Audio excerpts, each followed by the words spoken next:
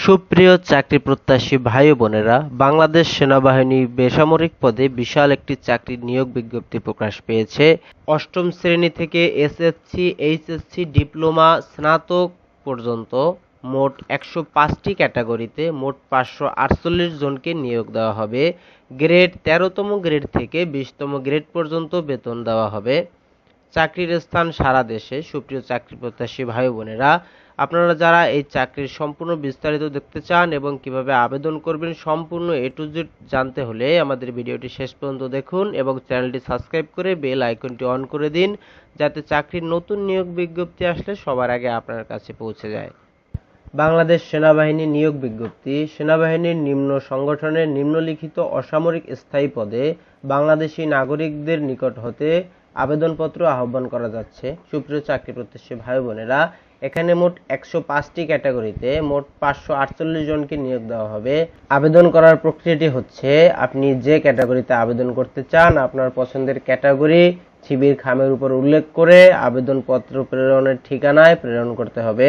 বিজ্ঞাপনে উল্লিখিত পদসমূহে সকল জেলার প্রার্থীগণ আবেদন করতে পারবেন। প্রার্থীকে জনপ্রশাসন মন্ত্রণালয়ে কর্তৃক নির্ধারিত ফরম অনুযায়ী নিজ স্বাক্ষরপূর্বক আবেদন করতে হবে।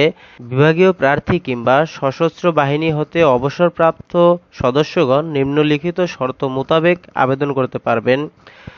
প্রার্থীদের জাতীয় পরিচয়পত্র থাকতে হবে। জাতীয় পরিচয়পত্র না থাকলে নির্বাচন কমিশন কর্তৃক প্রদত্ত জাতীয় পরিচয় রসিদ থাকতে হবে এবং নিয়োগপত্র প্রদানের পূর্বে অবশ্যই জাতীয় পরিচয়পত্র হবে।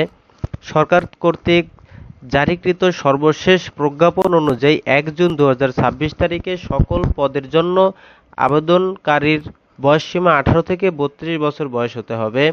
সংশ্লিষ্ট পদের বিপরীতে উল্লিখিত কর্তৃপক্ষের অনুকূলে 200 টাকা ব্যাংক ড্রাইভ করে রসিদ সহ ফর্মে প্রেরণ করতে হবে।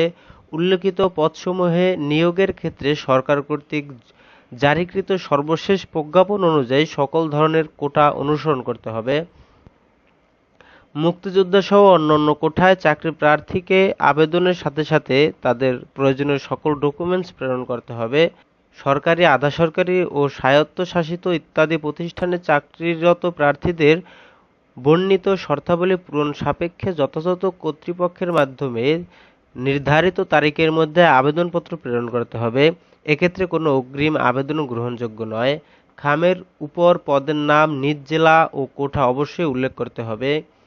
কারিগরি পদে নিয়োগের জন্য ট্রাস্ট টেকনিশিয়ান ট্রেনিং ইনস্টিটিউট হতে প্রশিক্ষণপ্রাপ্তদের অগ্রাধিকার দেওয়া হবে। মৌখিক পরীক্ষার সময়